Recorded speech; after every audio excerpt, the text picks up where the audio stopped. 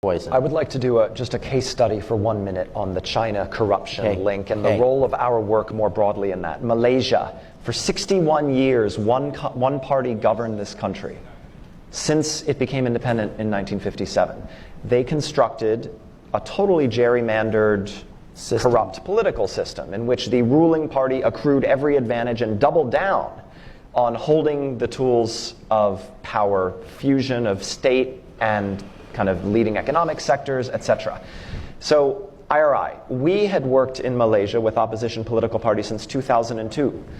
And guess whose funding we did it with? The National Endowment for Democracy. Because guess who wouldn't fund democratic political party work in Malaysia?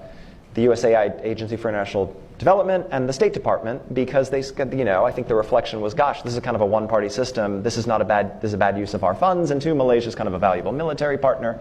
So for 15 years, working with NED resources, we worked to strengthen Malaysian opposition parties. And guess what happened 2 months ago? After 61 years, they won. Not thanks to us, thanks to them. The good guys There won. was such a reaction to the excesses of corruption and cronyism and nepotism. It had nothing to do with us. But it was the excesses of the one-party state, the kind of logical culmination of the abuses of power in this quite rich Southeast Asian country.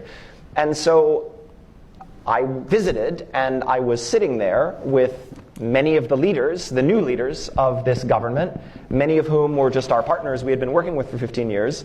And one of the most senior of them, who's now one of the people running the government, said to me, gosh, IRI, you never gave up on us even when we were ready to give up on ourselves, right? And we're sitting in the Prime Minister's office. Here we are.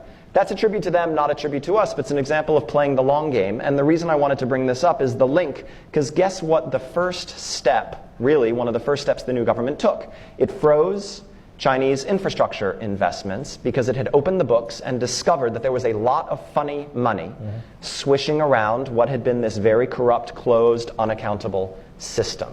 Right? And so there is a big corruption cleanup, and there is a big kind of a deep dive on foreign influence in this country. This is not a hugely pro-American country. It's probably never going to be an actual US ally. But this is going to redound to our benefit, right? And that's an example of the long game.